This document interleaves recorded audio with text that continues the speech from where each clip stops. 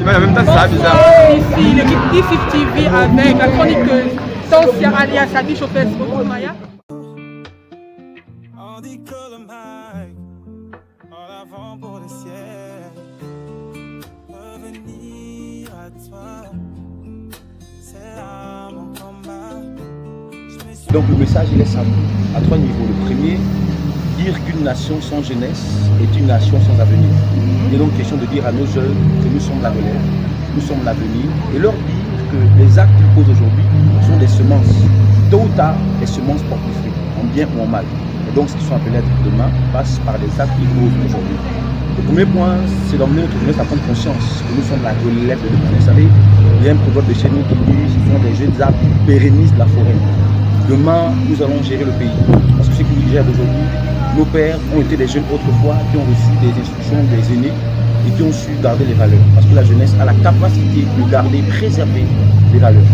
Le deuxième point, emmener les jeunes à comprendre qui sont des ambassadeurs pour les familles. D'ailleurs, les noms que nous portons sont des noms qui nous ont été donnés par nos parents. Et donc nous devons être la fierté de nos parents. C'est un déshonneur pour un parent d'être appelé pendant qu'il s'évertue à travailler, pendant qu'il se bat à gagner la vie difficilement, d'être appelé par l'établissement ou par un commissariat et lui dire que ton enfant a été appréhendé parce qu'il vendait de la drogue ou bien parce qu'il a été poignardé de cet établissement. C'est une honte.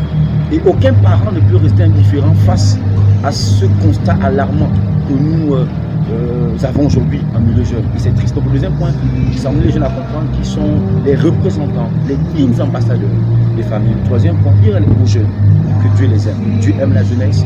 Dieu a un plan pour les jeunes. On ne peut pas semer sa vie dans Dieu et reporter un avenir misérable. C'est impossible.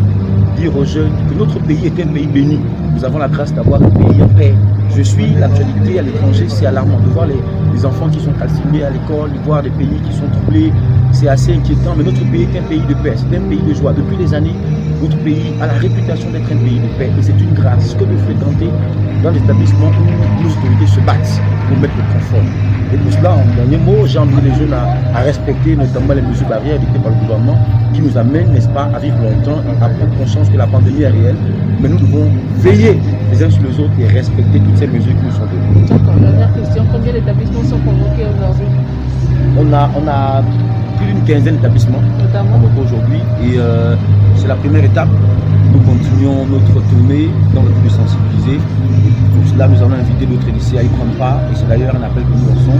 Au cours de ces moments, nous amenons la jeunesse à comprendre que où que nous soyons, nous sommes responsables des actes que nous posons. Et donc tous les lycées, et même vous allez remarquer, il n'y a pas que les lycées, il y a des universités, il y a des responsables d'établissement, il y a des responsables de la société, il y a des serviteurs de Dieu, il y a des parents d'élèves. En fait, tout le monde se sent concerné par ce fléau.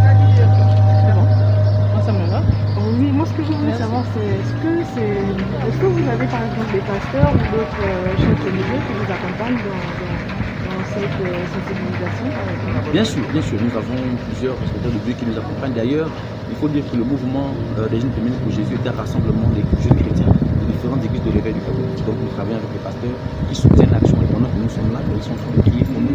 Ils encouragent l'action. Donc oui, il y a des pasteurs qui nous accompagnent. Oui, nous saluons d'ailleurs les autorités aussi qui nous accompagnent. Parce que je crois, vous savez, dans une maison, lorsqu'il y a des dossiers qui ne peuvent pas être réglés par des jeunes, les plus grands prennent le relais.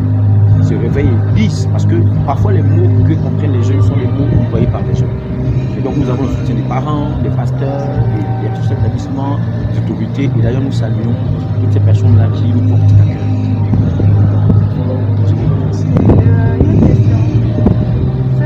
Conférence, vous avez dit qu'elle s'étend également en province.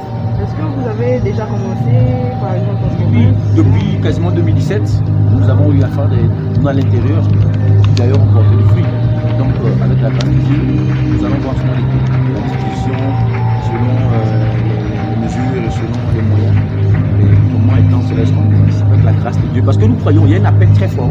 Les jeunes qui sont à l'étranger, mais surtout plus, qui sont à l'intérieur, qui veulent vivre aussi ces moments-là, ces moments où on parle, ces moments où on prie, ces moments où on les encourage. Le suivi des familles, prier pour la nation, évangéliser et sensibiliser en milieu scolaire. En effet, depuis quelques années, nous constatons avec tristesse les fléaux qui minent en milieu scolaire, notamment la consommation des drogues, les violences, les sextés, le harcèlement sexuel, les vols, les poignardements. C'est pourquoi, depuis 5 ans déjà, nous luttons efficacement contre ces fléaux qui ne cessent de ternir l'image de l'éducation. Car nous sommes conscients que une nation sans jeunesse est une nation sans avenir, comme le dit si bien notre leader. Mesdames et messieurs, distingués invités, vous souhaitons une bonne conférence. Que Dieu vous bénisse. Je vous remercie.